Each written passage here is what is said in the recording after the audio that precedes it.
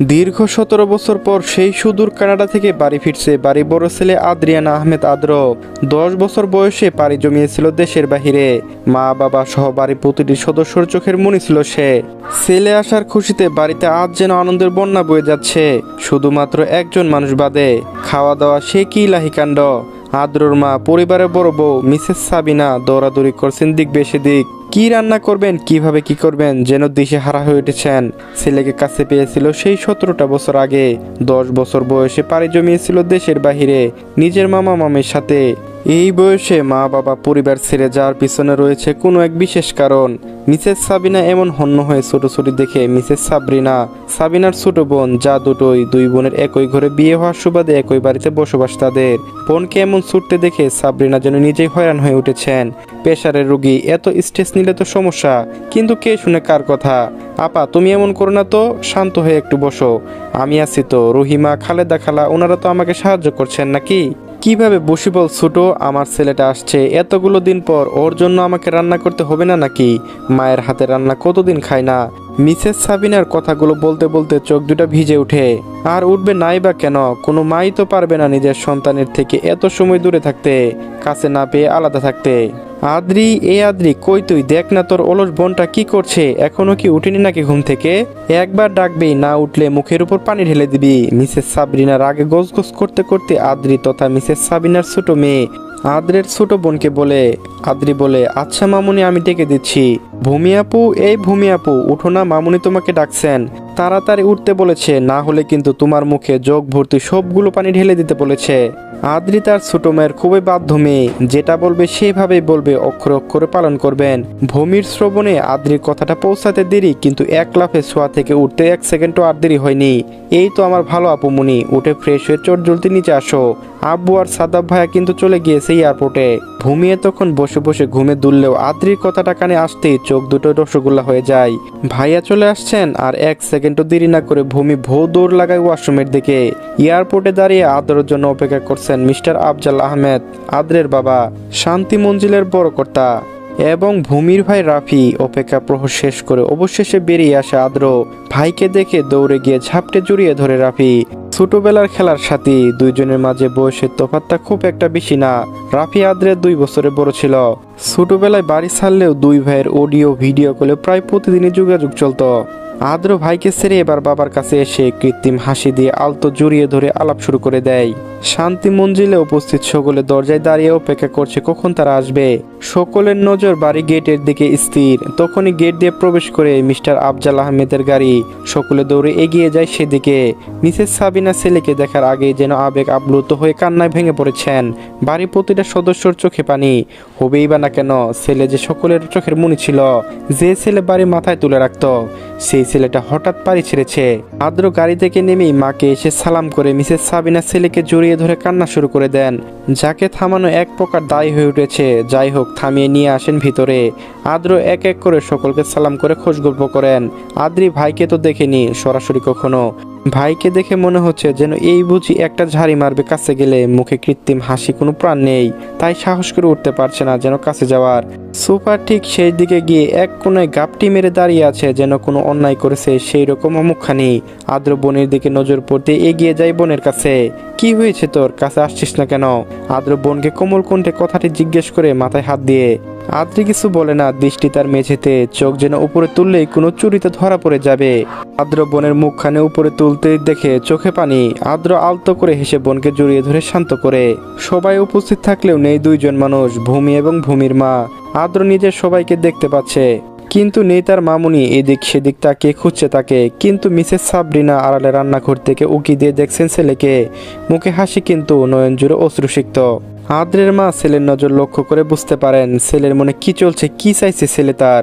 এগিয়ে গিয়ে ডাক দেন বোনকে, আমার ছেলেটা এতগুলো দিন পরে এসেছে, তোর কি একটু কষ্ট হচ্ছে না এভাবে লুকিয়ে থাকতে? দেখ আদ্র তোকে খুঁজছে, তাও কি তুই বেরিয়ে আসবি না? তুই ডাক না বাবা, তোর মামুনি দেখ কোথায় বসে বসে চোখের জল ফেলছে। মামুনি, ও মামুনি, আমি বাড়ি চলে এসেছি, তাও তুমি আমার সাথে দেখা করতে এলে না? আমি কিন্তু রাগ করে আবার চলে যাব, তাড়াতাড়ি বেরিয়ে আসো, অনেক কথা বলার আছে। মিসেস সাবরিনা কিভাবে আর নিজেকে সামলে রাখবেন? ছোট থেকে আদ্রকে 10 বছর পর্যন্ত নিজের হাতে মানুষ করেছেন। নিজের ছেলে মেয়ের থেকেও বেশি ভালোবাসা বোনের ছেলেকে। ইস্তস্ত হয়ে বেরিয়ে আসেন ধীর পায়ে রান্নাঘর থেকে। আদ্র নিজের মামুনিকে দেখে দৌড়ে জড়িয়ে ধরে। আবেগ, কান্না, সকল মন খারাপ দূর করে সকলে ড্রয়িং রুমে একজোড়া হয়ে বসে পড়ে গল্প করতে। সবাই যে যার মতো আদ্রকে প্রশ্ন করছে, আদ্র উত্তর দিচ্ছে। নিজ থেকে খুব একটা বেশি কথা বলছে না।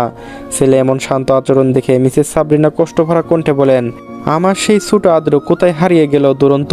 সারা বাড়ি ছুটোছুটি করে বাড়ি মাথায় করে রাখতো সেই আদ্র আর সেই আদ্রের মাঝে কত ফারাক আজ। এত গুরু গম্ভীর শক্ত কণ্ঠের অধিকারী কেন হয়ে গেলি বাবা? আদ্র কিছু বলে না, কাঁধে বেগ নিয়ে উঠে দাঁড়ায়। মাকে থেকে জিজ্ঞেস করে নেয়, আমি কোন রুমে থাকবো মা?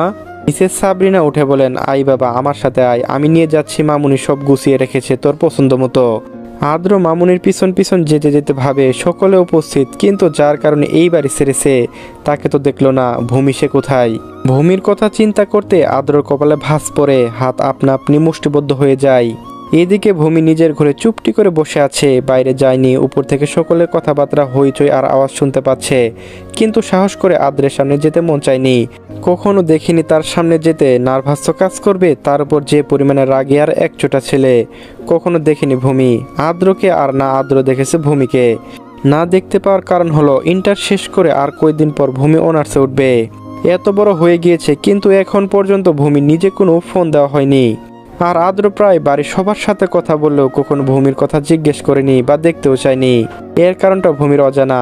আদ্রের আসার খুশিতে বাড়িতে ইলাহি খানাদানা আয়োজন করেছেন মিস্টার আফজাল আহমেদ। ভূমির বাবা অর্থাৎ আফজাল সাহেবের একমাত্র ছোট ভাই ব্যবসার কাজে আজ 2 দিন হলো শহরের বাইরে অবস্থান করছেন, যার ধরুন মিস্টার আফজাল আহমেদকে সব নিজে হাতে সামলাতে হচ্ছে। যদিও সাথে রয়েছেন আদ্রের ছোট খালু, আরো কয়েকজন কাজের মানুষ। বাড়ির বউরা সেই ব্যস্ত মেহমান আপ্যায়নে। সকাল থেকে আত্মীয়দের আগমন শুরু হয়ে গিয়েছে। আদ্রের নানা নানি, 2 ফুপি, তাদের ছেলে মেয়েরা সকলে উপস্থিত হয়েছে আদ্রে আসার কিছুক্ষণ বাদেই।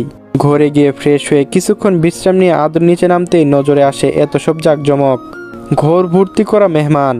আদ্রের আর বুঝতে বাকি থাকে না কেন এত সব আয়োজন, কিন্তু যেখানে তার খুশি হওয়ার কথা ছিল এই আয়োজনে, এই আনন্দ দেখে সেখানে তার উল্টো দিক ফুটে উঠল আদ্রের মনে। ভুজুরা কুচকে আসে বিরক্তিতে। আদ্র এসব কিছু ইগনোর করে পিছন ফিরে পুনরায় পা বাড়ায় নিজের কক্ষের দিকে।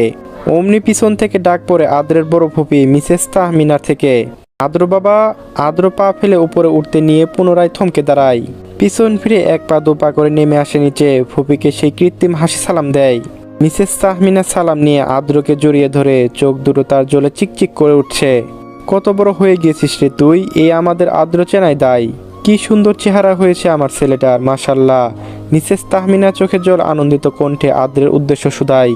আদ্র প্রতি উত্তরে কিছু বলে না, আলতো হাসি শুধুমাত্র তার ঠোঁটে। একে একে প্রতিটি মানুষের সাথে আলাপ করে নেয়। আদ্রের নানি সে তো কেঁদে কেঁদে সে কি কাণ্ড। সকাল পেরিয়ে গড়াই দুপুরের দিকে খানাদানা পালা শুরু হয়ে গিয়েছে। বাড়ির সকলে ব্যস্ত অতিথি আপ্যায়নে। শুধুমাত্র দেখা নেই ভূমির। সেই যে আদ্র বাসায় ঘরে ঢুকেছে, এরই মাঝে বেরিয়েছিল একবার, যখন আদ্র ফ্রেশ হতে নিজের কক্ষে বিশ্রাম নিচ্ছিল। তখন বেরিয়ে নিজের সকালের নাস্তা প্লেটে নিয়ে ভো দৌড় দিয়ে পুনরায় নিজের রুমে ঢুকে পড়ে দরজা লাগিয়ে দেয়। আর বের হওয়ার কোনো নামই নেই। মাঝে কাজিনরা তথা ভূমির ফুফাতো 2 বোন এবং ছোট খালার মেয়েরা এসেছিল, তাদের জন্য দরজা খুলেছিল।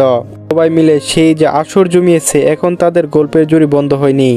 সবাই প্রায় সমবয়সী, যার জন্য বোনদের মাঝে সেই মিল আর ভালোবাসা।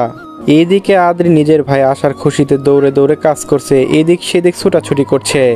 খুশির যেন কোনো সীমা নেই আস্তার। কিছুক্ষণ আগে মামুনির তারায় ভূমির দরজা করা নেড়ে গিয়েছিল, খেতে যেন নিচে নেমে আসে, কিন্তু তার আর নামার নাম নেই। ভিতর থেকে বারবার হাঁক ছাড়ছে, যেন উপরে কেউ খাবার দিয়ে যায়। আজকে সে আর কিছুতে নিচে যাবে না, যদি অমনি আদ্রের মুখোমুখি হয়ে যায় সেই ভয়ে। দুপুর প্রায় 2টা পেরিয়েছে, খানাদানা চলছে এখনো, কিন্তু এদিকে মিসেস সাবরিনার মেয়ের কোনো পাত্তা নেই। নিজের ব্যস্ততার কারণে উপরে গিয়ে ডাকতে পারছে না, তাই 3-4 জনকে দিয়ে ডেকে পাঠাচ্ছেন, তাও নামছে না। এবার মিসেস সাবরিনা মেজাজ তুঙ্গে। এদিক সেদিক খুঁজে সাদাবকে দেখে ডাক দেয়, বাবা এদিকে মায়ের কথা শুনে যেত। হ্যাঁ মা বলো। সাদার মায়ের কাছে এগিয়ে এসে জিজ্ঞেস করে, তোর বোন যে এই সকাল থেকে ঘর বন্ধ করে বসে আছে, নামার নাম নেই। এতবার ডাকছি তাও আসছে না, কি শুরু করেছে ও? আমাকে কি জ্বালিয়ে মারবে ভেবে নিয়েছে? জিজ্ঞেস করে আয় তো তোর বোনকে।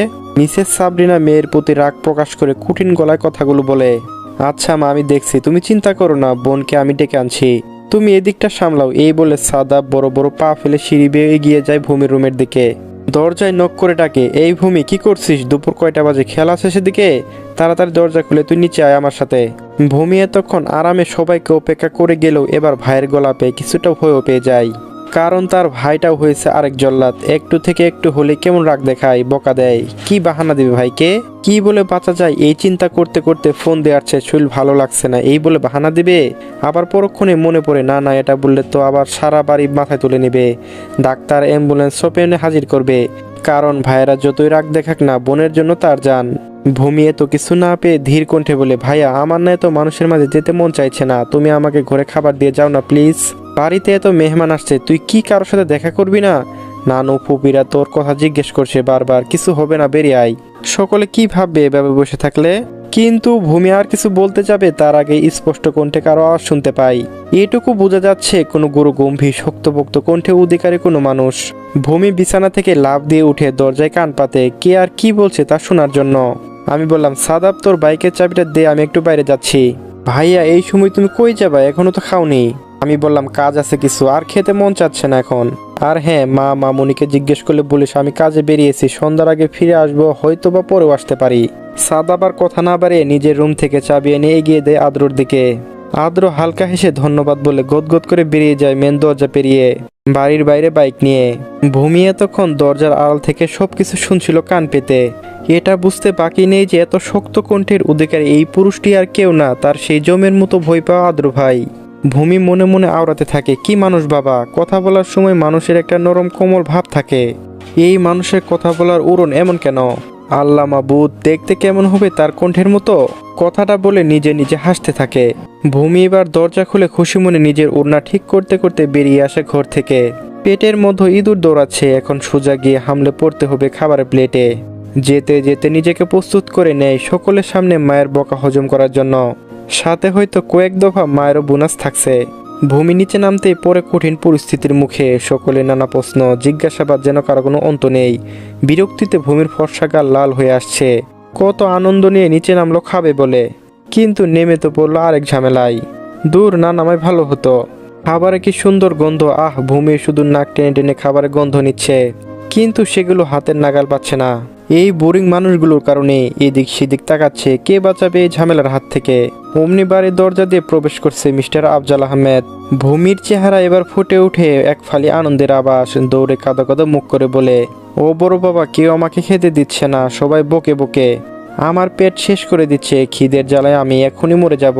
মিস্টার আফজাল এবার সকলের দিকে চোখ গরম করেই বলে, কি হয়েছে সবাই, কেন বাচ্চা মেয়েকে এভাবে বকছো তোমরা?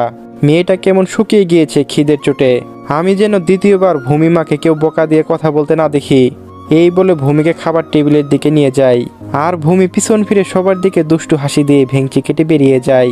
গল্পটি কেমন লাগলো অবশ্যই কমেন্টে জানিয়ে যাবেন। আপনাদের মতামতের উপরে ভিত্তি করে পরবর্তী পার্ট আপলোড দেব। আপনারা ভালো রেসপন্স না করলে হয়তো গল্পটি কন্টিনিউ করব না।